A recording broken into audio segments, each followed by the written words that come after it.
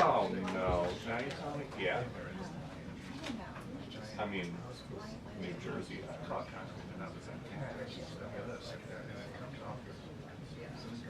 I'll find out.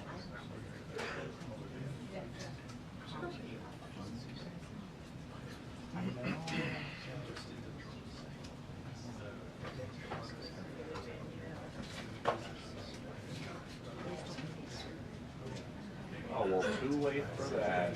That's fine. I mean, because I'm sure that's not today yet, but I'm just kind of here publicly.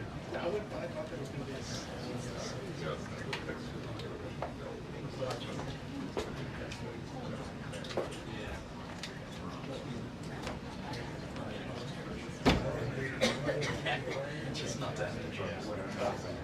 Okay. Clean. You're good. Okay.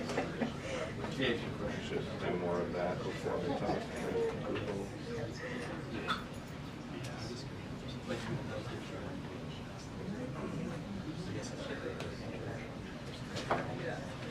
Yeah, that's all I did. I couldn't just do it.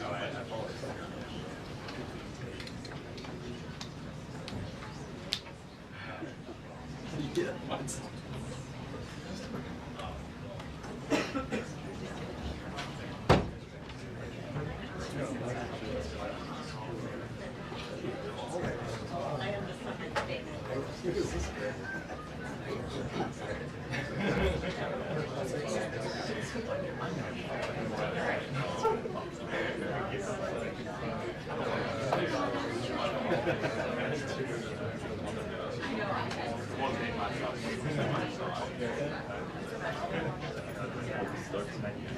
Yeah, right.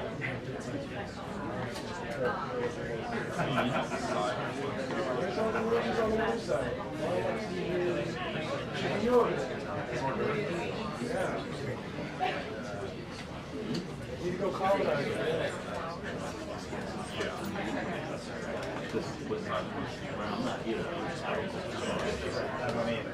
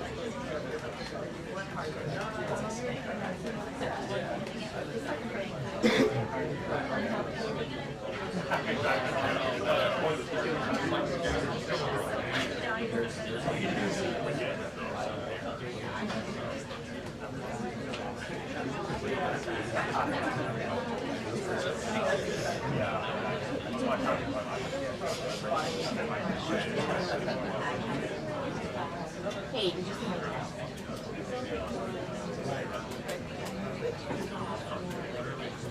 Didn't Corey say you found one?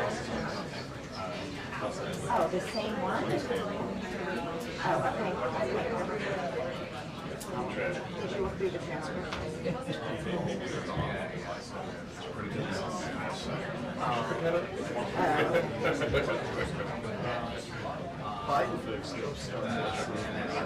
Yeah, sometimes.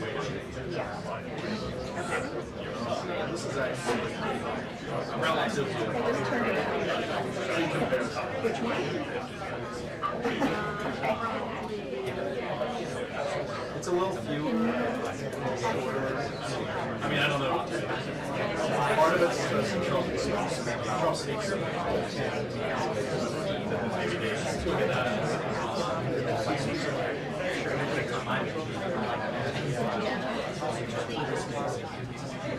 Well, I think like talking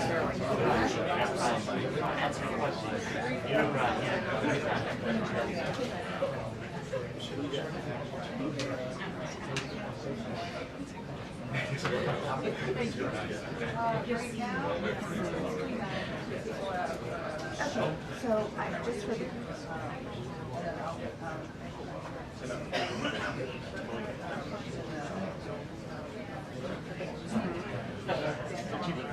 no, I mean I know obviously, but it's old.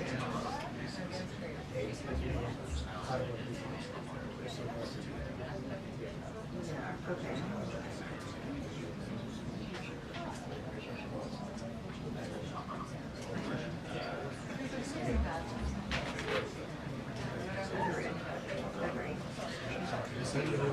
preview for you like his? I believe it.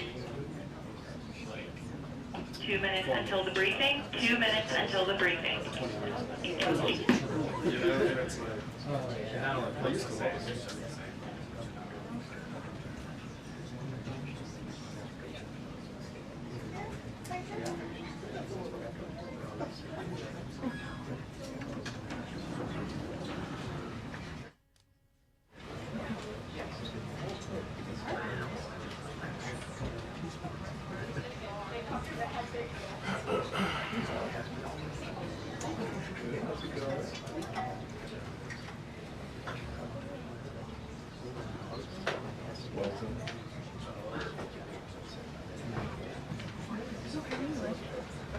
Great.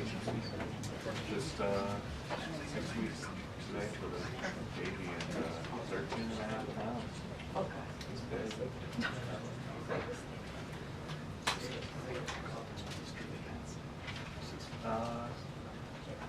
Well, I can't really say that my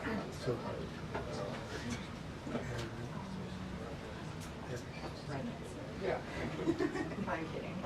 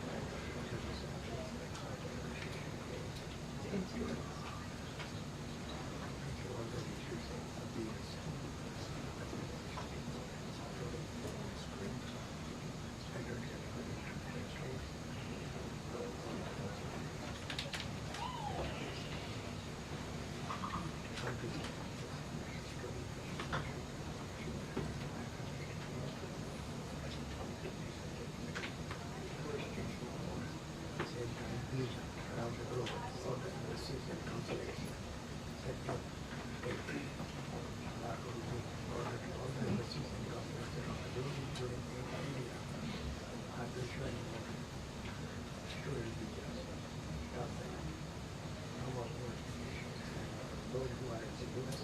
will be supervised. Voting across the is possible, but the voters are here not supervisors. At the same time, we shall have many other Chinese students visa status.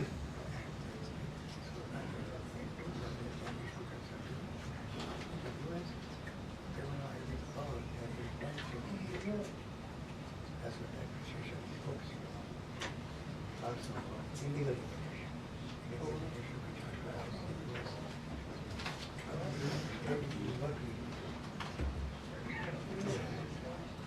You will be deported into your country and self-deport yourself. And when you pay $1,000 if you self-deport to your country back home. And that may be opening the door for coming back again in the US. Good luck. So we should be finalized, fine, and also maybe bigger, actually, never will come back. Yeah. But you.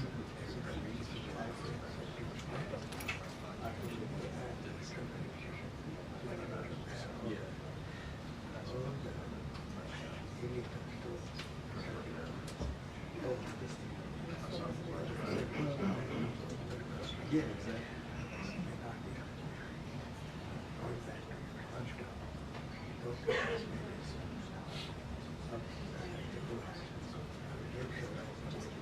That's it. But just time.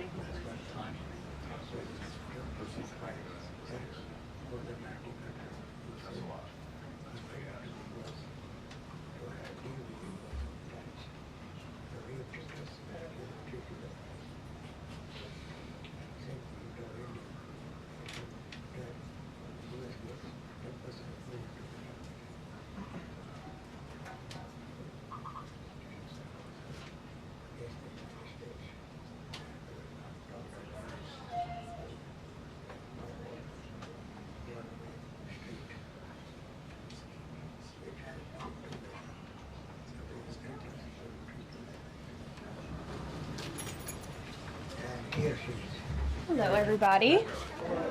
How are you? Wow, a packed room today.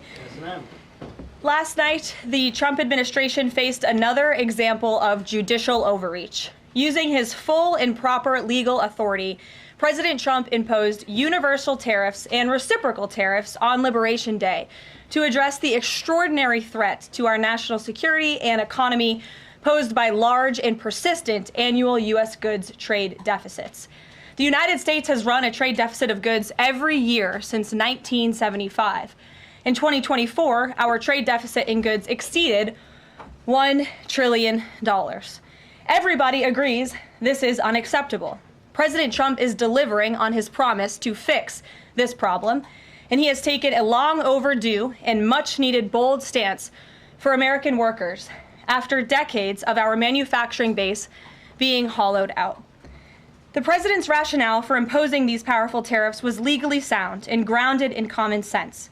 President Trump correctly believes that America cannot function safely long-term if we are unable to scale advanced domestic manufacturing capacity, have our own secure critical supply chains, and our defense industrial base is dependent on foreign adversaries. 3 judges of the U.S. Court of International Trade disagreed and brazenly abused their judicial power to usurp the authority of President Trump to stop him from carrying out the mandate that the American people gave him.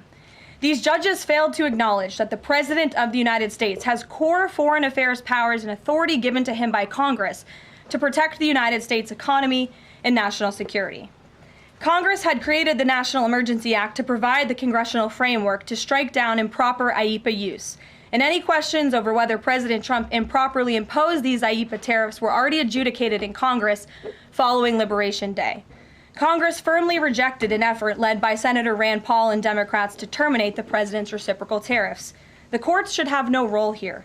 There is a troubling and dangerous trend of unelected judges inserting themselves into the presidential decision-making process. America cannot function if President Trump, or any other president for that matter, has their sensitive diplomatic or trade negotiations railroaded by activist judges. President Trump is in the process of rebalancing America's trading agreements with the entire world, bringing tens of billions of dollars in tariff revenues to our country, and finally ending the United States of America from being ripped off. These judges are threatening to undermine the credibility of the United States on the world stage. The administration has already filed an emergency motion for a stay pending appeal and an immediate administrative stay to strike down this egregious decision. But ultimately, the Supreme Court must put an end to this for the sake of our Constitution and our country. With Congress returning next week, it's critical that Senate Republicans maintain the momentum and quickly pass the One Big Beautiful Bill. The One Big Beautiful Bill will truly make America safe and prosperous. The One Big Beautiful Bill includes the largest border security investment ever. That's why the law enforcement groups are lining up to encourage its swift passage. The National Fraternal Order of Police, the largest police union in the country, just endorsed key provisions of the bill. The FOP president announced their strong support, saying the One Big Beautiful Bill Act is more than legislation. It is a promise kept to the public safety officers across the country and a bold step toward an economy that respects, rewards, and uplifts the people who keep it safe. And the National Border Patrol Council, which represents nearly 20,000 Border Patrol agents, hailed the legislation as well. The group's president said this legislation provides a once-in-a-generation investment in the border security of our great country and will make America safer. The One Big Beautiful Bill will guarantee we can permanently have the safest, strongest, and most secure immigration system in American history. I also want to take the opportunity to debunk some false claims that have been circulating in the press about this bill. The blatantly wrong claim that the One Big Beautiful Bill increases the deficit is based on the Congressional Budget Office and other scorekeepers who use shoddy assumptions and have historically been terrible at forecasting across Democrat and Republican administrations alike. For example, just before Congress enacted the original Trump tax cuts at the end of 2017, the same CBO projected that growth would average a mere 1.9% over the next 10 years. However, by 2019, actual growth had surged to 3.4% once the Trump tax cuts went into effect, exceeding the CBO forecast by nearly 2 full percentage points. The CBO's latest forecast makes the same anemic growth assumptions as they did in 2017, missing the impact of the One Big Beautiful Bill. The CBO assumes long-term GDP growth of an anemic 1.8%, and that is absurd. The American economy is going to boom like never before after the One Big Beautiful Bill is passed. The largest middle-class tax cut in history, massive deregulation, and the most aggressive domestic energy exploration ever will fuel small businesses, further boost private investment, increase workers' wages, and supercharge economic growth. The Council of Economic Advisors has factored in the effects of all these pro-growth policies and estimated in their own analysis that growth will average 3% in the long run after the One Big Beautiful Bill is passed, which is nearly double the ridiculous CBO projection. This higher growth would result in $4.1 trillion in additional revenue over the next 10 years. Between the common sense spending reforms contained in the One Big Beautiful Bill and the robust economic growth that will be generated as a result of it, there will be no increase to the deficit. The same analysis from the CEA shows just how this historic package will unleash prosperity and ignite a blue-collar boom across America. But if the radical Democrats get their way and the One Big Beautiful Bill does not pass, Americans will face a whopping $4 trillion tax hike. This is unacceptable to President Trump. President Trump will not allow Democrats to massively raise Americans' taxes. Senate Republicans must get this bill passed. Failure is not an option. The American people are counting on Republicans to deliver. In other news, despite all the doom casting from the media, Americans are growing more and more optimistic about the economy under this president. Consumer confidence surged in May with the biggest monthly jump in 4 years, smashing expectations. According to the release from the Consumer Confidence Index, the increase in confidence was broad-based across all age groups, income groups, and political affiliations. Our country is clearly heading in the right direction under President Trump's bold leadership. For the first time in history of Rasmussen polling, a majority of Americans believe the country is on the right track. It's unsurprising because the president is fulfilling the promises he made to the American people. Here in our new media seat today, we have the editor-in-chief of The Federalist, Molly Hemingway. The Federalist is led by Molly and Sean Davis and provides fearless journalism and coverage of politics and culture to millions of readers all over the world. Thank you for being here, Molly, and why don't you please kick us off? Thank you, Caroline. Thank you. In the first Trump administration, there was an effort to stymie the agenda of Trump through the Russia collusion hoax perpetuated by many people in the media, including some people seated here, or the media outlets they represent, and other Democrats as well.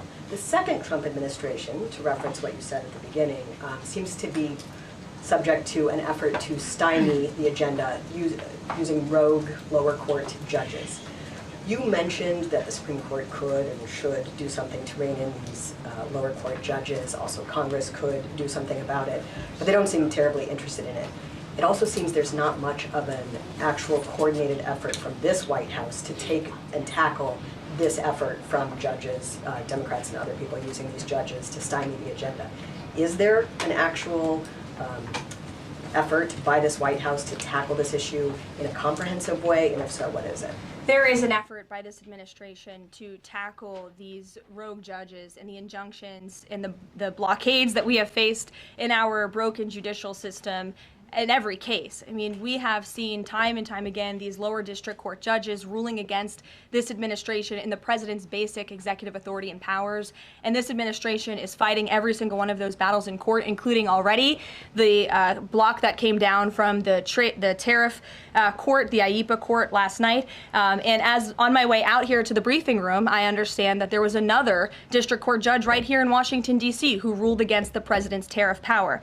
And I will get to the heart of your question, and I'm glad that we are addressing this in the room today, because nationwide injunctions ordered against the first Trump administration, Trump 1.0, account for more than half of the injunctions issued in this country since 1963. And President Trump had more injunctions in one full month of office in February than Joe Biden had in 3 years. And let me roll through some of these radical injunctions to paint the picture for the American people at home. These are not just talking points. These are real judges in the court of law who are trying to block the president's power and the policies that he was elected to enact. For example, a court ordered the Trump administration to return already deported terrorist aliens back to the United States. A court has ruled the Trump administration can't even temporarily pause our refugee programs. Courts prohibited the Trump administration from eliminating federal funding for child transgender surgery and mutilation, a practice that the American people overwhelmingly reject. A court also held that the Trump administration could not ban people experiencing gender dysphoria or mental health issues from serving in the military. Ridiculous. Courts prohibited the removal of transgender women from women's prisons despite potential physical harm to real women in those prisons, biological women. A Northern District of California judge issued an absurd ruling that the president cannot fire people within the executive branch without Congress passing a bill, even though Congress has expressly authorized the president through the Office of Personnel Management to authorize reductions in force across agencies. A court also ordered the Trump administration to rehire thousands of already fired employees in several cases. A federal judge blocked the Trump administration from defunding the Department of Education, another signature campaign promise that this president has the power to implement. Courts ordered the Trump administration could not eliminate funding for illegal DEI programs, hence the word illegal. These are illegal programs to begin with, and now the courts are trying to say this president can't roll them back. And a district court judge prohibited the president from issuing any categorical funding freezes. And then another court ordered on top of that the administration makes $2 billion of payments in 36 hours. These are just a few of the ridiculous orders that we have seen from lower district court judges every day, and we hope that the Supreme Court will weigh in and rein them in. But White House advisor Stephen Miller says it's judicial tyranny. Some people are calling it a judicial coup. You're saying you're responding to each and every one of these efforts by these judges to delay or thwart the implementation of the agenda. But is there going to be anything more than that, or is it just going to let this operation continue, even though it could delay everything for years until the presidency is over? The administration is operating under the directive given to from the president that we need to comply with the court's orders. He's made that very clear, but we're going to fight them in court, and we're going to win on the merits of these cases because we know we are acting within the president's legal and executive authorities. And thanks for being here. Gabe. Thank you, Caroline. Question on tariffs, but first actually some foreign policy news, some breaking news. Some local Israeli media is reporting that Prime Minister Netanyahu told hostage families that he's accepted a 60-day truce offer. So can you confirm, have Israel and Hamas agreed to a truce? I can confirm that Special Envoy Witkoff and the president submitted a ceasefire proposal to Hamas that Israel backed and supported. Israel signed off on this proposal before it was sent to Hamas. I can also confirm that those discussions are continuing, and we hope that a ceasefire in Gaza will take place so we can return all of the hostages home, and that's been a priority from this administration from the beginning. I won't comment further as we are in the midst of this right now. So to be clear, you don't know if Hamas has accepted it yet? Not to my knowledge, but certainly if that becomes the case and this ceasefire goes into effect, you'll hear it directly from myself, the president, or Special Envoy Wyckoff. On tariffs, Kevin Hassett earlier this morning, he brushed off a legal ruling and called it a hiccup, and he said that trade deal negotiations would continue. Why would other countries continue these trade deal negotiations given the ruling? Because other countries around the world have faith in the negotiator-in-chief, President Donald J. Trump. And they also probably see how ridiculous this ruling is, and they understand that the administration is going to win, and we intend to win. We already filed an emergency appeal. We expect to fight this battle all the way to the Supreme Court. These other countries should also know, and they do know, that the president reserves other tariff authorities, Section 232, for example, to ensure that America's interests are being restored around the world. But I can confirm that our ambassador for trade, Jameson Greer, already heard from countries around the world this morning who said they intend to continue with these negotiations. Peter. Thank you, Caroline. So many of the president's plans right now are being blocked by courts. If the courts are going to be the ones who are shaping policy, does the president wish he would have just become a judge instead? I think the president would take this job over being a judge, and certainly the president is acting within his authority. He wishes judges would do the same. But so the courts are basically telling you guys they think that the White House's policies, the president's policies, are in some way against the law. So why can't President Trump ask the Republicans that control the House and the Republicans that control the Senate just to make a new law? Well, these laws have already been granted to the president by the Constitution and by laws that have been previously passed. I'll give you another example. For instance, we've been blocked in court for the revocation of visas from individuals who have the privilege of studying in the United States of America.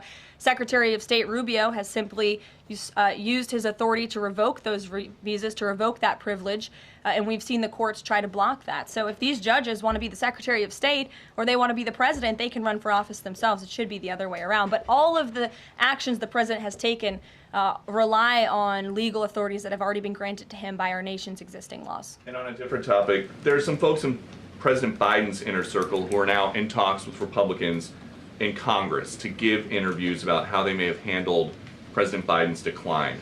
Is the president satisfied with aides only sitting for these transcribed interviews, or would he also like to see some kind of testimony from the former First Lady, Dr. Biden?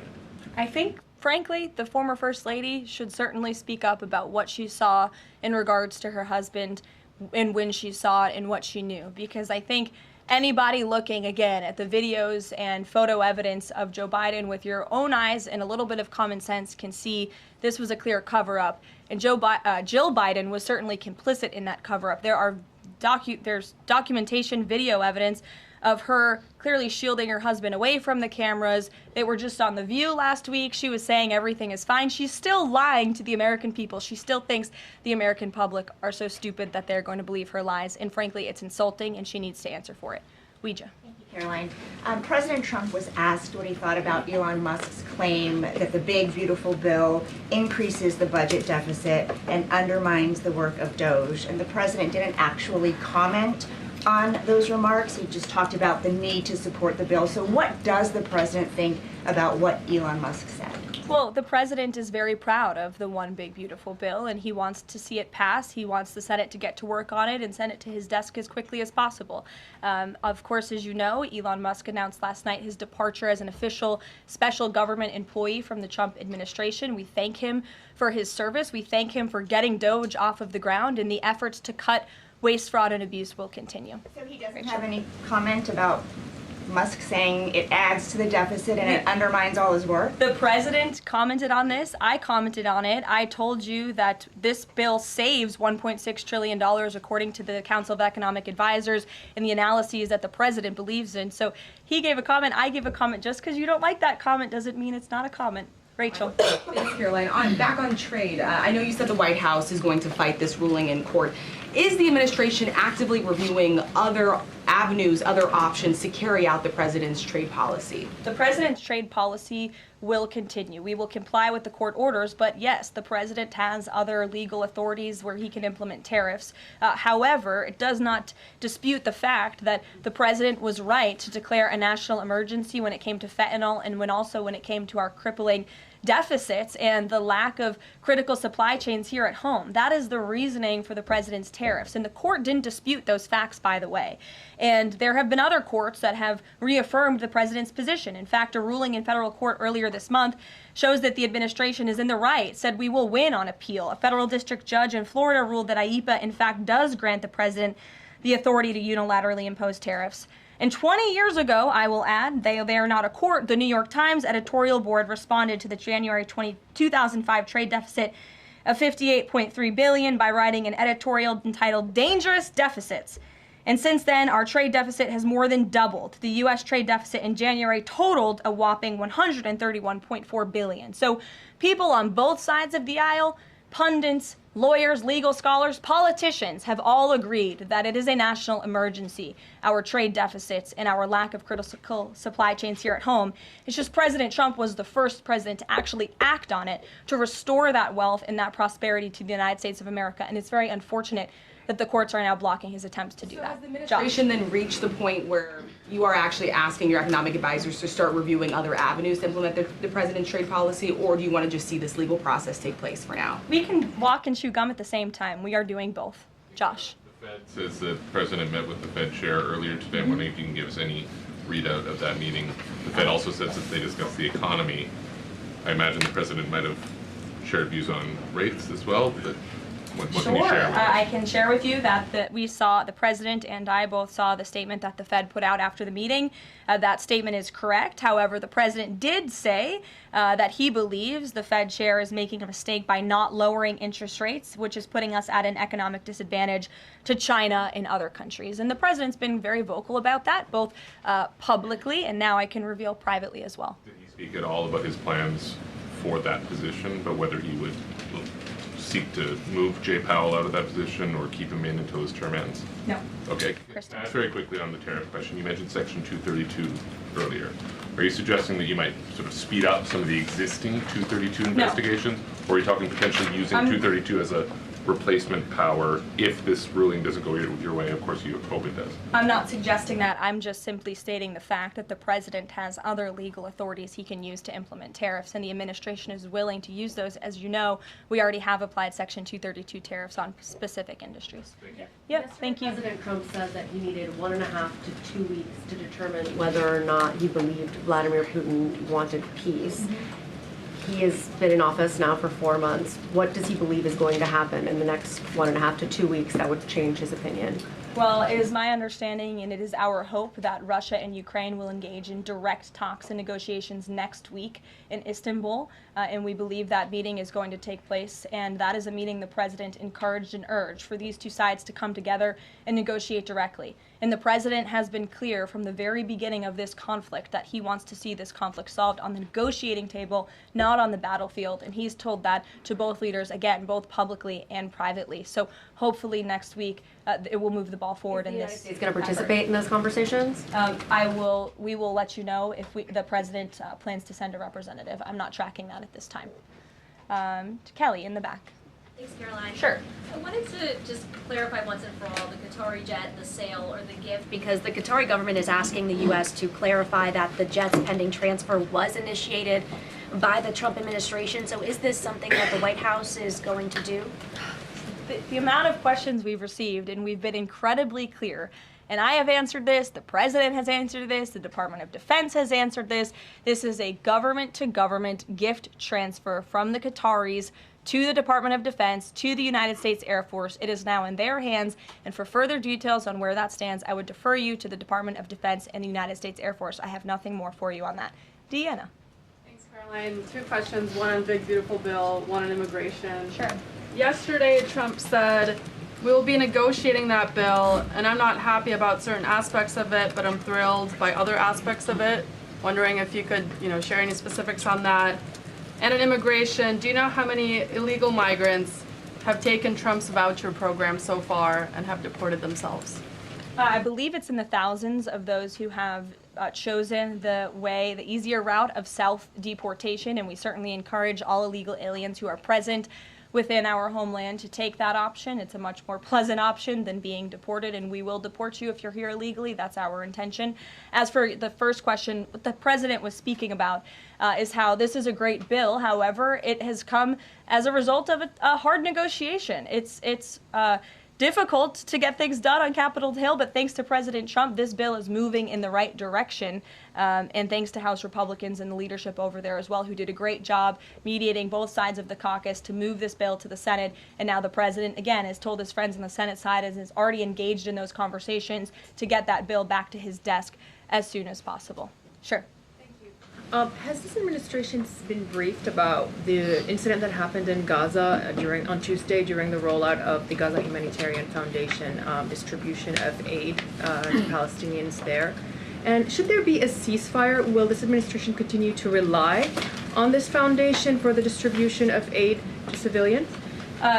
Are you referring, what incident are you referring to? Tuesday, when the aid was rolled out to Gaza for the first time in many months, and meals and food was given to hungry people thanks to President Trump. Yes, we were briefed on that plan. The president was the reason that that aid went into Gaza, and he got the Israelis to support that plan.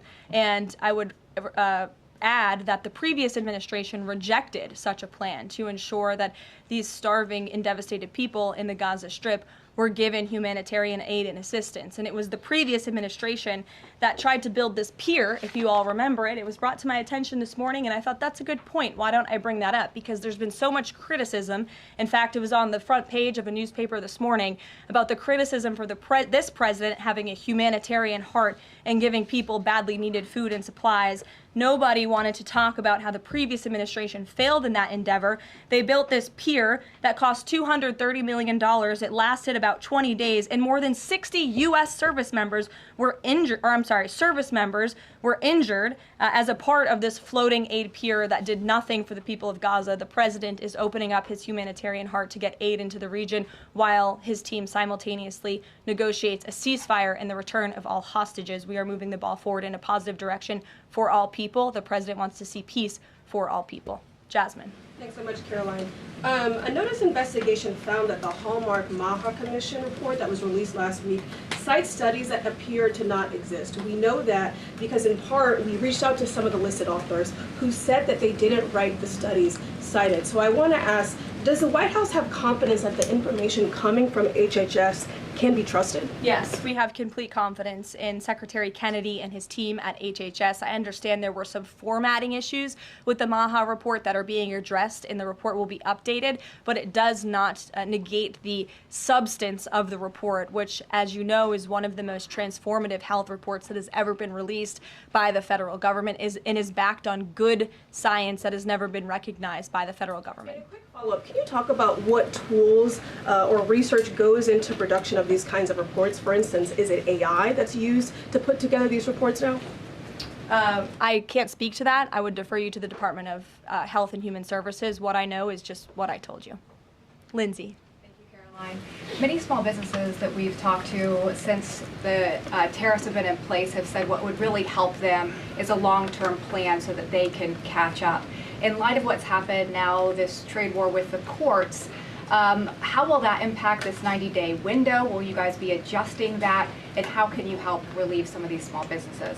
Well, I would say nobody understands the needs of business owners, and nobody has the backs of our small business community more than President Donald J. Trump. He believes, I've heard him talk about this with small business owners himself, that small businesses are truly the backbone of our American economy. And that's why the president is supporting the One Big Beautiful Bill. So for those you spoke to who are asking for a long-term plan, big tax cuts are coming their way. No tax on tips, no tax on overtime for their workers, more money in their pockets. Their bottom lines will be larger. They can pay their people more. Wages are going to go up. Inflation will continue to come down. We've already seen energy prices plummeting as a result of this president's economic and energy agenda that he has been implementing across the federal government, reducing burdensome regulation. All of that is good news for small business owners across the country. That's why they strongly support the president, and that's the the Trump economic plan that is underway. And again, you're emphasizing, I believe, the need to pass the one big beautiful bill, and the president wants to see that happen. Sure. Will you still work within that 90-day window for these trade negotiations? Does that still stand? Again, as far as we're concerned, our trade agenda is moving forward, and we've already heard from countries around the world today who will continue to negotiate in good faith with the United States so we can cut good trade deals on behalf of the American people, and we fully expect to win this case in court. Sure. On Golden Dome, the president put out this number of $61 billion. How did he arrive at that? Is that the number it will cost to protect Canada, and is it negotiable, or where did it come from? I can certainly ask the president, and I can check in with our research team, and we'll get you the facts on that number. But the Golden Dome is certainly a significant investment in our nation's national security and homeland security to protect Americans, all of you in this room, from future threats. Any readout on, have the Canadians been talking in good faith about paying to be in it? I know they expressed some interest. Well, the president has certainly expressed to the Canadians how we are essentially subsidizing their national defense. He brought it up in his meeting with their new leader here, and as you know, we'll be traveling to Canada next month for the G7, so I expect that topic of discussion to come up on that trip as well. Sure. Hi, thanks, Caroline. There was a May Day USA rally in Seattle that happened over the weekend that devolved into some protests and riots. The Seattle Mayor Harrell said that it was a far-right rally held here to provoke a reaction by promoting beliefs that are inherently opposed to our city's values, which he defined as LGBT values. I know the FBI is looking into this, but has the president reached out to the mayor at all, asked him to apologize for this, and is this something that the administration would consider an example of anti-Christian bias? I'm not aware of that case. I know the FBI is looking into it, but I'm not aware of any phone calls the president may or may not have made to the mayor of that city. And then on DOGE, we know that Elon Musk is leaving. Do you have an updated leadership structure for who is leading the group? Is Russ Vought involved? And what is its new mission now, if any? Well, the entire cabinet is involved, and I spoke to the president about it this morning, and the entire cabinet understands the need to cut government waste, fraud, and abuse, and each cabinet secretary at their respective agencies is committed to that. That's why they were working hand in hand with Elon Musk, and they'll continue to work with the respective DOGE employees who have onboarded as political appointees at all of these agencies. So surely the mission of DOGE will continue, and many DOGE employees are now political appointees and employees of our government, and to the best of my knowledge, all of them intend to stay and continue this important work. Is there a DOGE leader taking the place of Mr. Musk? Well, again, the DOGE leaders are each and every member of the president's cabinet and the president himself, who is wholeheartedly committed to cutting waste, fraud, and abuse from our government. Michael. Thank you, Caroline. There's conflicting reports out of the Middle East right now. Saudi television network Al Arabia is saying that Israel and Hamas have agreed to a 60-day ceasefire. Sources with Hamas are saying that has not been agreed to. If and when that does happen, will we expect to hear something from President Trump announcing that? As I said earlier, yes, indeed. If there is an announcement to be made, it will come from the White House, the president, myself, or Special Envoy Witkoff. Caroline, one big beautiful bill. The president says he's not happy with all aspects of it. What changes would he like to see be made, and can this bill be both big and beautiful? It is a one big beautiful bill, as the name rings true, and the president, as I said, is currently working with his friends in the Senate who have some recommendations for the bill. Those negotiations and discussions are continuing, but the president's ultimate priority is to get this bill back to his desk for signature. And the president's priorities in this bill are non-negotiable in terms of the tax priorities he wants to see and the large tax cuts in the border investments that are currently in this bill. He is not going to allow them to go away for the American people. Sure, go ahead. Yes, I wanted to ask you about, has the president spoken to any of these foreign leaders about these agreements that have been reached, specifically the case of the United Kingdom that already has an agreement in place after this decision of the court in New York? Has the president talked to foreign leaders about what? About the court decision in New York. Which court decision in New York? The trade court. Oh, the trade court decision.